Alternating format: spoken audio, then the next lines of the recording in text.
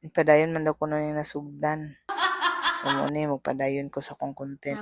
Kaning content na to karon is Magnum Ice Candy. So natay ko chocolate karon nga gikutad-kutad. Ato na sa nisagol ang Nestle cream iba po condense. So kailangan ato na sa nang imikos-mikos o mikos-mikos na diha na nya pagkaman ibutang na dayon nato ng chocolate sa ice candy wrapper unsa pa may gidugayan nato diha. Andam na sad ning ininit diri o para mo ni humulan sa chocolate na ibutang sa ice candy wrapper. Mo na para purpose ana para mo humok. Kung man ana gigutad-gutad spread na para mupilit siya sa wrapper.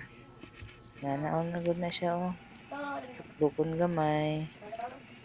I-spread sa kilid-kilid. Pagkahuman. Tiyareng! Mao na ni tanan. Mo nahimo. Butang na po dayon na siya sa bugnaw nga tubig para mabalik na po siya og gamit para mapilit po siya sa ice wrapper.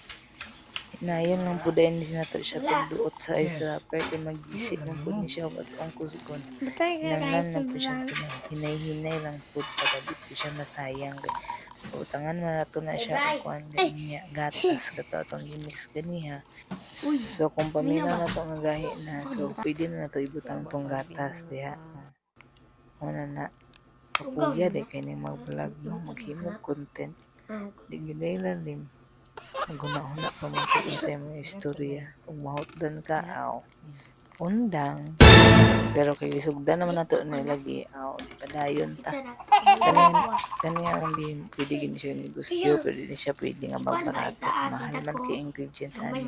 Gatas pa lang chocolates, Magnum gud sa ngalan nga Magnum mahal gyud. So kani timas na maghimo ni gamay ra man sibog nahimo ni 20 so mo na finish product. Thank you for watching guys. See you next time.